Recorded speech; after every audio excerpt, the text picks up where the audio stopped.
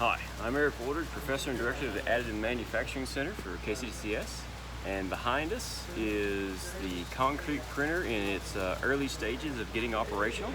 So we're doing test runs of single line layers as it goes around, adjusting things like extrusion speed, the actual speed of the system itself, and even the height of each layer. Trying to get that first layer right so it's actually strong enough to handle the overall material weight as it adds up, and also controlling the curvature as it goes around and adds in zigzags or weaves or maybe makes round objects. You can hear kind of in the background the conversations and talking as it goes through the process, because there's a lot of communication that goes on in this phase.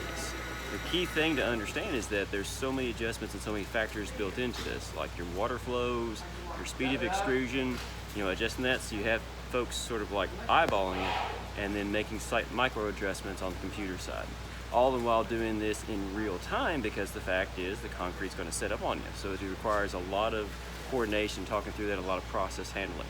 So there's kind of like a little background. We'll show you more as we get into it, but thanks for checking out our work, and we'll have some cool stuff for you to see here shortly. We'll see you.